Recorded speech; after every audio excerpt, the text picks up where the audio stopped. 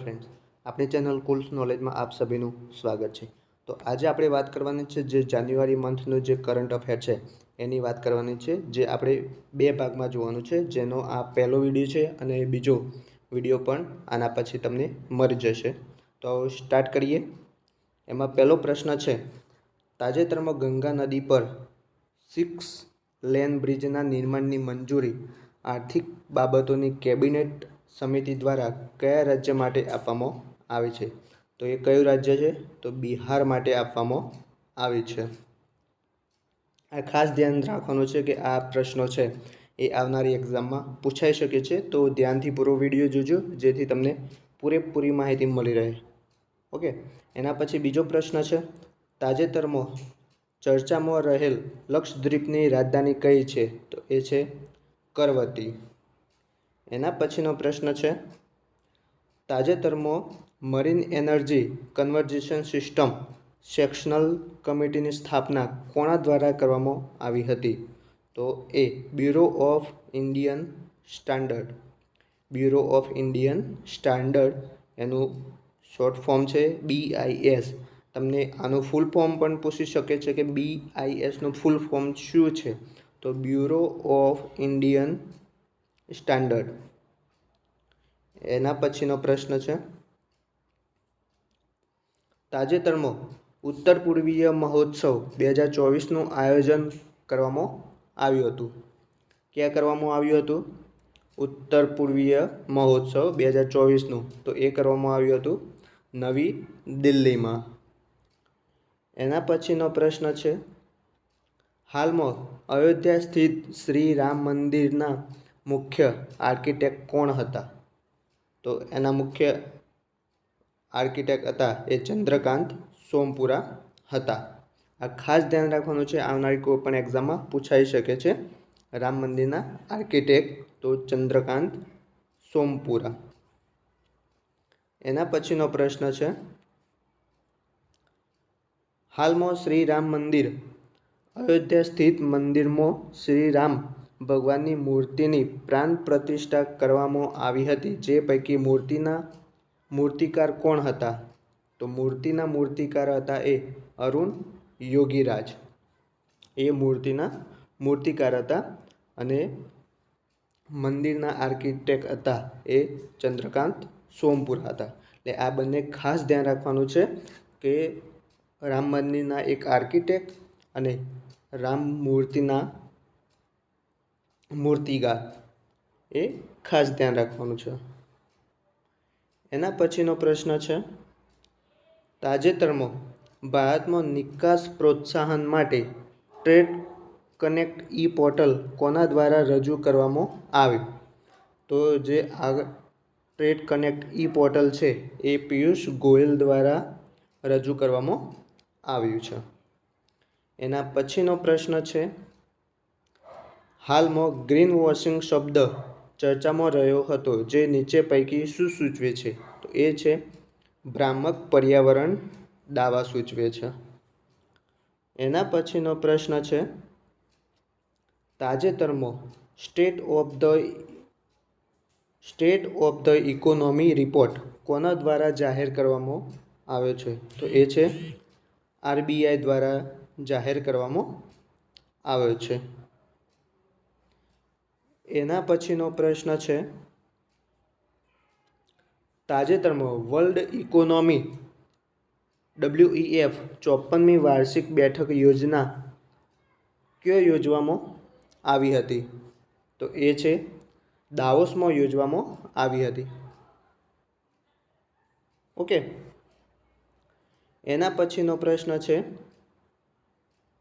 અયોધ્યા મંદિર ખાતે શ્રી રામલાલા માટે સૂર્ય તિલક સિસ્ટમ કોના દ્વારા વિકસાવવામાં આવી છે? તો એ છે સેન્ટ્રલ બિલ્ડિંગ રિસર્ચ ઇન્સ્ટિટ્યૂટ દ્વારા સૂર્ય તિલક સિસ્ટમ વિકસાવવામાં આવી છે। એના પછીનો પ્રશ્ન છે, તાજેતરમાં ભારત દ્વારા કયા દેશે ખંજર નામની દ્વિપક્ષીય લશ્કરી કવાયત હાથ ધરવામાં આવી છે? તો એ છે કિર્ગિસ્તાન। આ ખાસ ધ્યાન રાખવાનું છે, જે આવનારી એક્ઝામમાં પૂછાઈ શકે છે.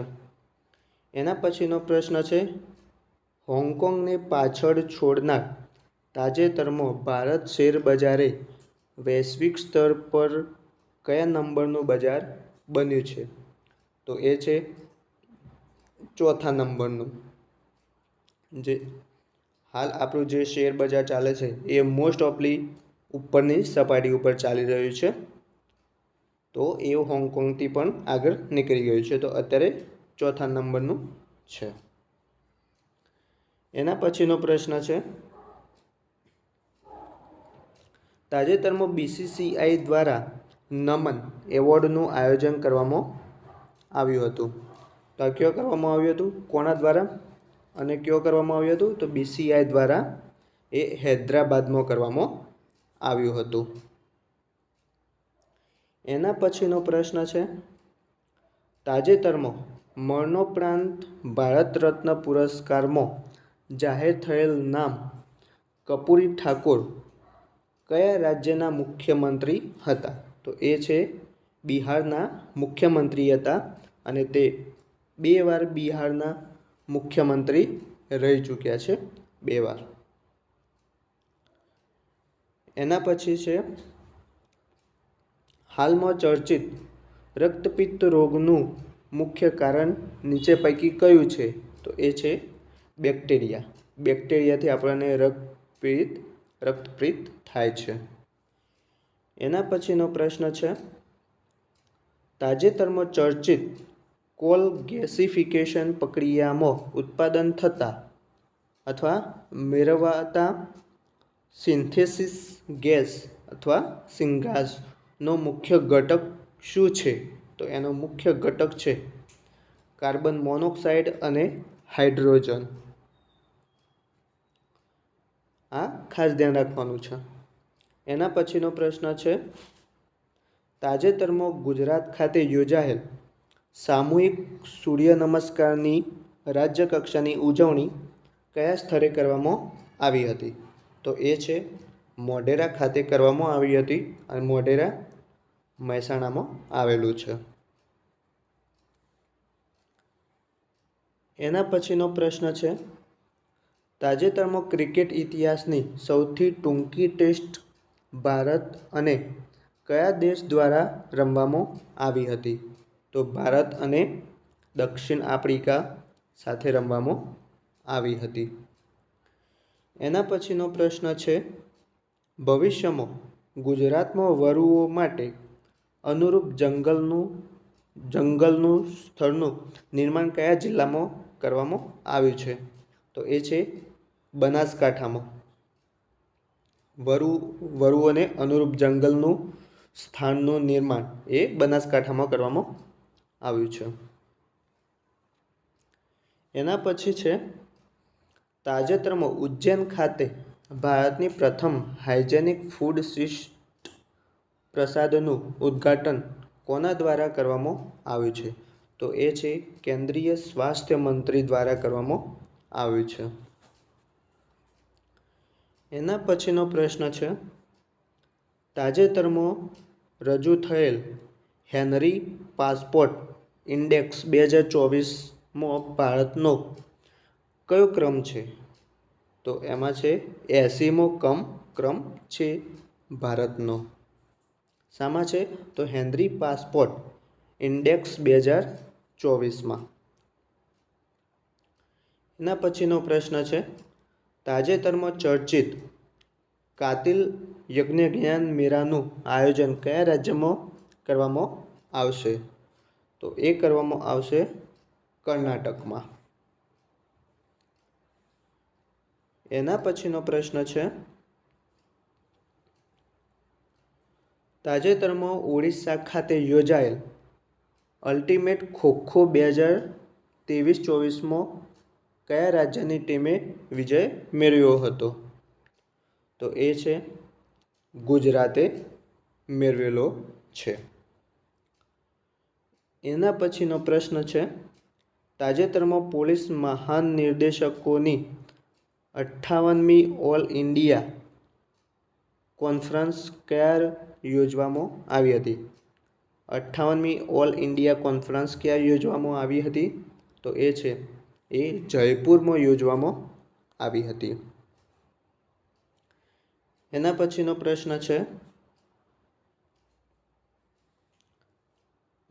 છે, તાજેતરમાં ભારત દ્વારા કયા દેશ સાથે લિથિયમ બ્લોક માટે કરાર હાથ ધરવામાં આવ્યો છે? તો એ કોના સાથે છે? તો અર્જેન્ટિના સાથે હાથ ધરવામાં આવ્યો છે, જે લિથિયમ બ્લોક માટે અર્જેન્ટિના સાથે. એના પછીનો પ્રશ્ન છે, તાજેતરમાં ગુજરાત રાજ્યના મુખ્યમંત્રી દ્વારા વન સેન્થુલ ચેતના યાત્રાનો પ્રારંભ કયો સ્થળેથી કરવામાં આવે છે? તો એ છે વાંસદાથી કરવામાં આવ્યો છે. તો આ હતા પ્રશ્નો જે તમારે ખાસ ધ્યાન રાખવાની છે, જે 2021નું કરંટ અફેર છે, જે આવનારી પણ એક્ઝામમાં પૂછાઈ શકે છે. આ એક ભાગમાં છે અને આનો બીજો પણ એક વિડીયો તમને મળી જશે, જે બીજા ભાગમાં પણ તમને પૂરા જાન્યુઆરી મહિનાનું કરંટ અફેર અહીંયા કવર મેં કરેલું છે, જેથી તમને આવનારી એક્ઝામમાં પણ મદદરૂપ થશે અને કોઈ પણ તમે એક્ઝામ આપતા હોય તો તમારો કોઈ એક પણ માર્ક્સ ના કપાય. તે માટે આ ચેનલ સાથે જોડાયેલા રહેજો, જેથી તમને આવા કરંટ અફેર અને મેન ટોપિકના રિલેટેડ તમને પણ વિડીયો મળતા રહેશે, જેથી તમે સારી એવી એક્ઝામ આપી શકો. ઓકે ફ્રેન્ડ્સ, તો આ વિડીયો તમને સારો લાગ્યો હોય તો લાઈક કરજો, શેર કરજો અને સબસ્ક્રાઈબ કરી દેજો, જેથી આવા ને આવા વિડીયો તમને મળતા રહે. અને કોઈ પણ પ્રકારનો ક્વેશ્ચન હોય તો મને કમેન્ટ કરીને જણાવજો, અને આનો એક બીજો પણ ભાગ આવશે, એ પણ તમને મળી જશે બીજા દિવસે. Okay friends, thank you.